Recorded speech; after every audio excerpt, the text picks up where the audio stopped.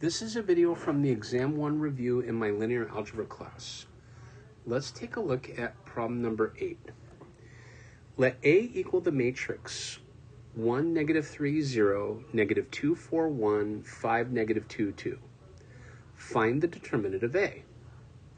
So you notice how I drew these vertical bars here, and I put the entries from matrix A within those vertical bars to indicate the determinant of matrix A.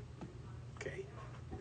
Now, we're going to do a series of row operations to make this determinant easier on us. So I'm going to take 2 row 1, add it to row 2, put the result back into row 2. And so the value of the determinant doesn't change when we do this. And so that's going to convert this negative 2 into a 0.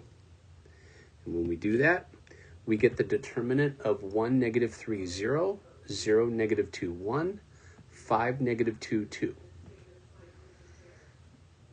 So I want this 5 to turn into a 0.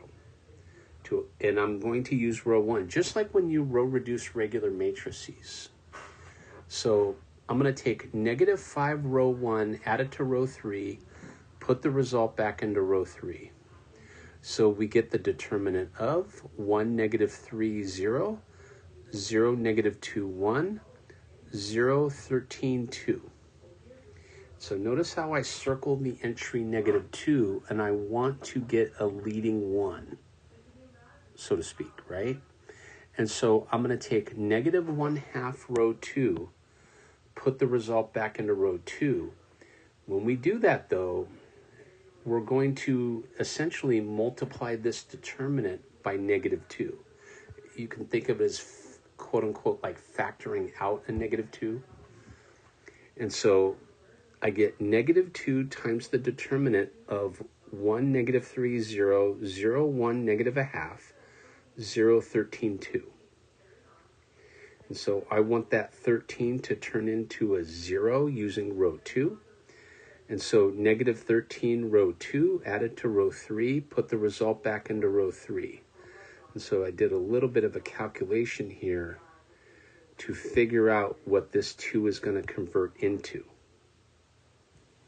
And so if you notice, we get negative 2 times the determinant of 1, negative 3, 0, 0, 1, negative 1/2, 0, 0, 17/2. Take 2/17 row 3, put the result back into row 3. Okay?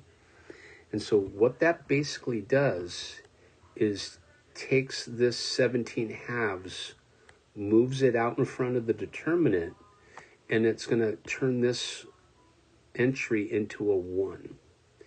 And so we get negative 2 times 17/2 times the determinant of 1, negative 3, 0, 0, 1, negative 1/2, 0, 0, 1.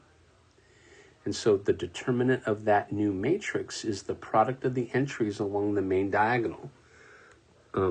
Here are the entries along the main diagonal. They're just 1s. And so the determinant is negative 2 times 17/2 times 1 times 1 times 1. So the correct answer here is negative 17. And what I did here was a quick little check. Okay, so that's all I did on this page. If you check the determinant of the original matrix A, you see that we end up getting the same answer of negative 17. That's number 8. Let's take a look at number 9. So let A equal the matrix 3, 6, negative 9, 0, 0, negative 2, and negative 2, 1, 5. And then the question is A invertible? This is a nice question because we're going to compute the determinant to determine whether or not A is invertible. So what we're going to do is we're going to start with the determinant of the matrix A. So you notice I draw these vertical bars. I'm going to put 3, 6, negative 9 in the first row, 0, 0, negative 2 in the second, and then negative 2, 1, 5 for the third. And so I'm going to take 1/3 row 1, put the result back into row 1. When I do that, I get the determinant of. So from here, I get 1, 2, negative 3, 0, 0, negative 2, negative 2, 1, 5. But remember, we have a factor of 3 outside of that determinant. Then from here, I'm going to take 2 row 1, add it to row 3, put the result back into row 3. And so the determinant value doesn't change, and so I get 3 times the determinant of 1, 2, negative 3, 0, 0, negative 2, 0. I think that's a 5, right? And then we get negative 1. Now, I'm going to take row 2, and I'm going to swap it out with row 3. When you do that, okay, it turns out that the value you have to switch signs. So instead of a 3, I'm going to have a negative 3. The sign of the determinant will be impacted. And we get 1, 2, negative 3, 0, 5, negative 1, 0, 0, negative 2.